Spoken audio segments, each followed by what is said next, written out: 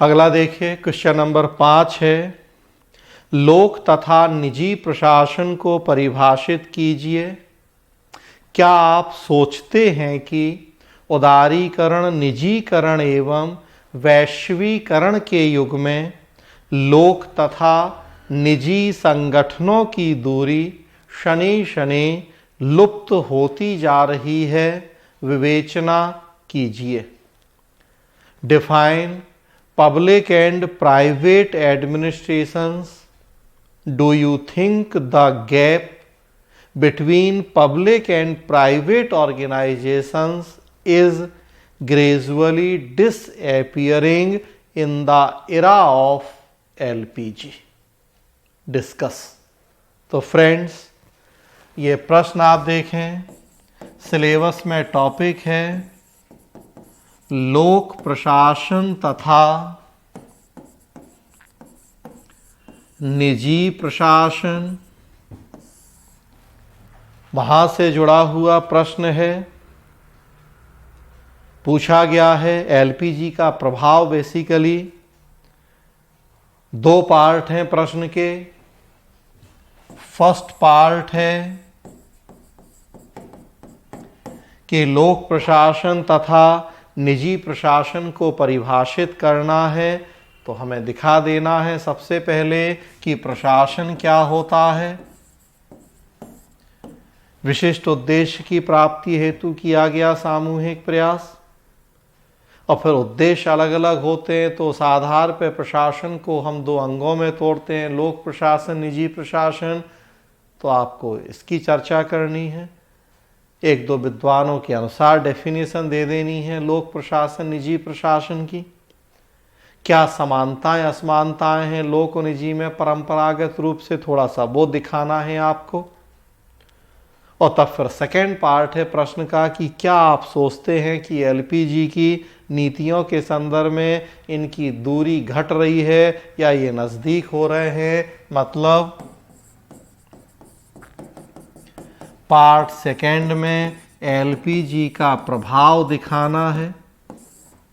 सच्चाई है ये कि 1980-90 के दशक में जब एलपीजी की नीतियां आई, लोक प्रशासन निजी प्रशासन के बीच की समानताएं बढ़ती गईं या इनके बीच का अंतर कम होता गया। कैसे, सब इसको आपको वर्तमान उदाहरणों के साथ साथ डिटेल डिस्कस करना है।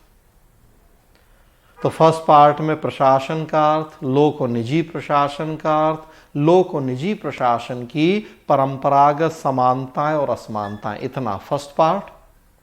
और सेकेंड पार्ट में एलपीजी का प्रभाव, कैसे समानताएं बढ़ रही हैं। जैसे एक छोटा सा एग्जाम्पल देखें, लैटरल एंट्री या पार्श्विक प्रवेश।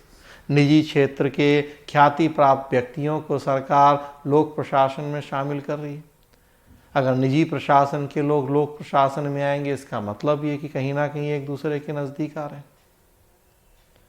निजी प्रशासन को भी अब हम कॉरपोरेट सोशल रिस्पॉन्सिबिलिटी के माध्यम से जनहित के लिए प्रेरित कर रहे हैं, मतलब नज़दीक आ रहे हैं। इस तरीके से आपको दिखाना है वर्तमान उदाहरणों के साथ कि कैसे लोक प्रशासन, निजी प्रशासन एक दूसरे के नज़दीक आ रहे हैं, क्यों नज़दीक आ रहे हैं। और लास्ट में कंक्लूड करना है कि भले ये नज़दीक आ रहे हैं, फिर भी पूरी तरह से समान नहीं हो सकते हैं ये, क्योंकि दोनों के उद्देश्यों की प्राथमिकताएं हमेशा अलग अलग रहेंगी। तो इस तरीके से 5 नंबर प्रश्न का आंसर हो जाएगा। अगला देखिए, क्वेश्चन नंबर 6 है, लोक प्रशासन के अध्ययन के विकास में बदलती प्रवृत्तियों को दिखाइए। Point out the changing trends in the evolution of the study of public administration. Friends, syllabus में टॉपिक है लोक प्रशासन का विकास।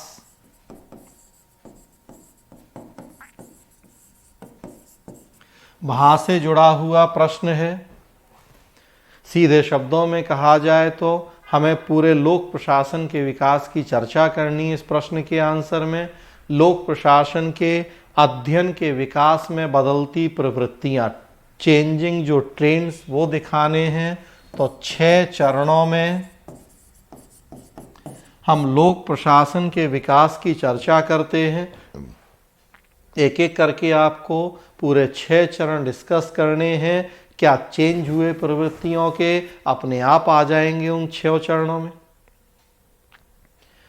पहला चरण 1887 से 1926, राजनीति प्रशासन द्वैत भाव। कैसे वुडरो विल्सन के राजनीति प्रशासन द्वैत भाव के विचार के परिणाम स्वरूप लोक प्रशासन का स्वतंत्र विषय के रूप में जन्म हुआ।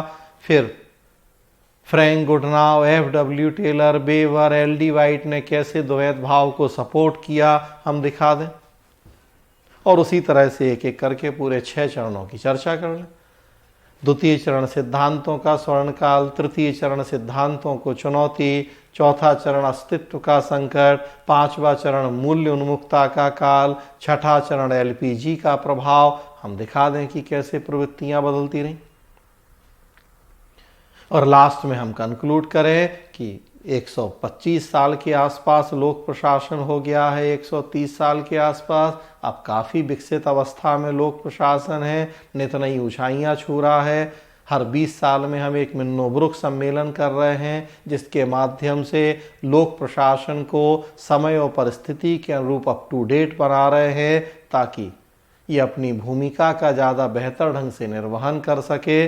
तो वर्तमान प्रवृत्तियों की चर्चा करते हुए कंक्लूड कर देना है। तो 6 नंबर प्रश्न हो जाएगा ये। क्वेश्चन नंबर 7 देखें। प्रशासन की पारिस्थितिकी के अर्थ की विवेचना कीजिए। प्रशासन की पारिस्थितिकी किस प्रकार विकासशील अर्थव्यवस्था को प्रभावित करती है। Discuss the meaning of ecology of administration. How does the ecology of administration affect the developing economy? Friends, 2 part है प्रश्न के। सबसे पहली बात, सिलेबस में टॉपिक ही है लोक प्रशासन की पारिस्थितिकी।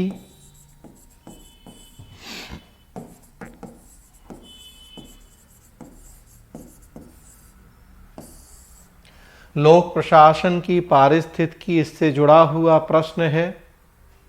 प्रश्न के 2 पार्ट हैं। फर्स्ट पार्ट में हमें लोक प्रशासन की पारिस्थितिकी का अर्थ क्या है वो डिस्कस करना है, और सेकेंड पार्ट में दिखाना है कि पारिस्थितिकी किस प्रकार विकासशील अर्थव्यवस्था को प्रभावित करती है।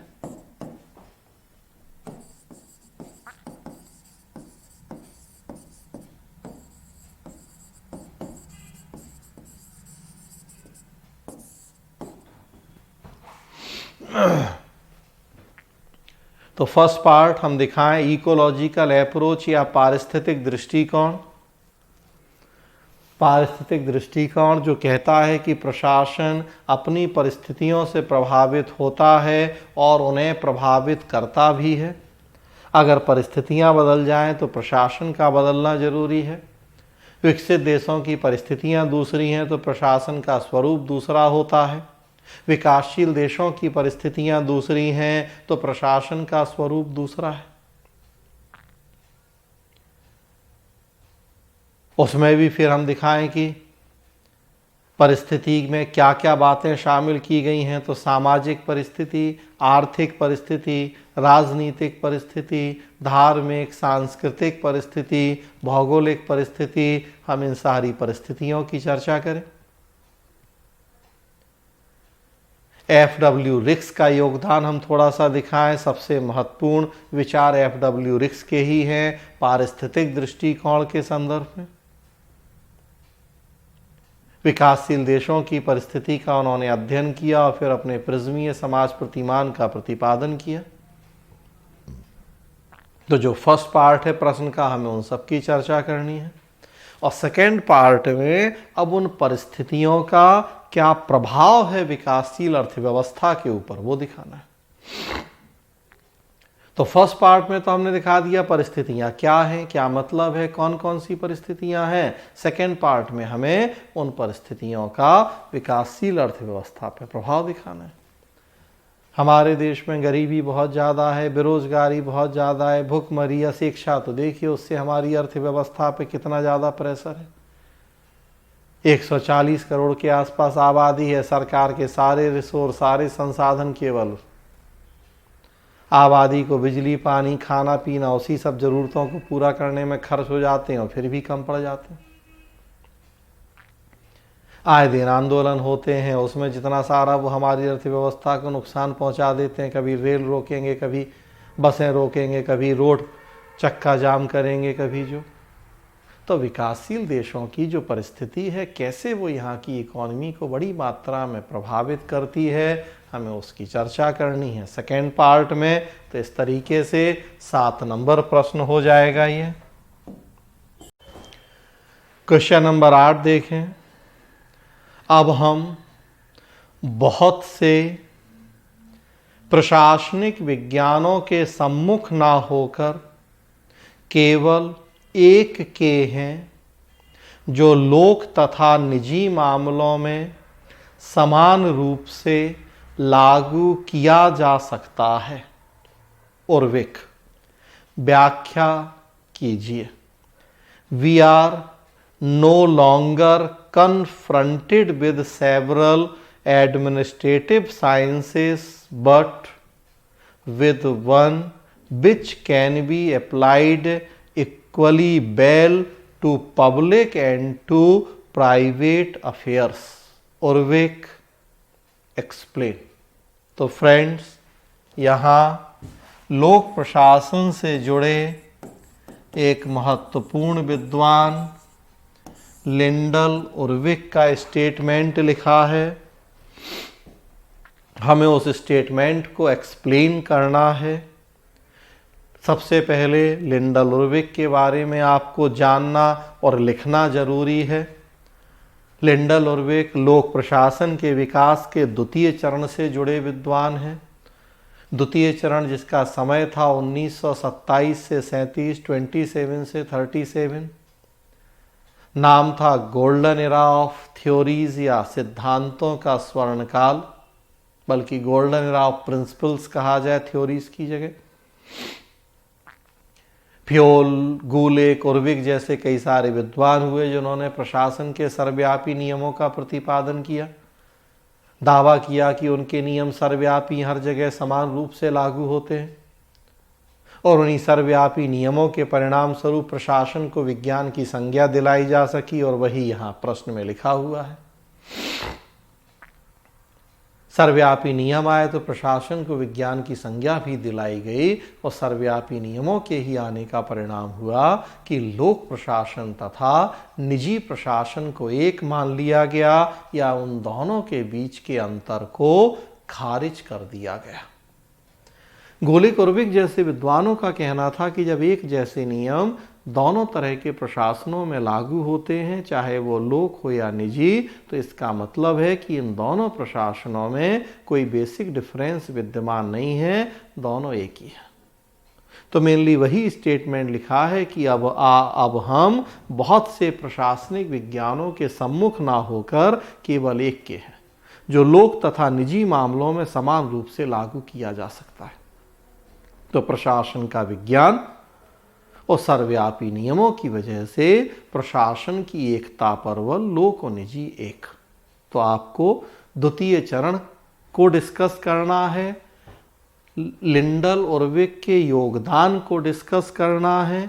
स्पेशल जो आपका फोकस होगा वो होगा सर्वव्यापी नियमों का प्रतिपादन,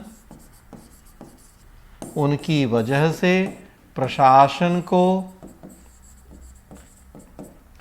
विज्ञान की संज्ञा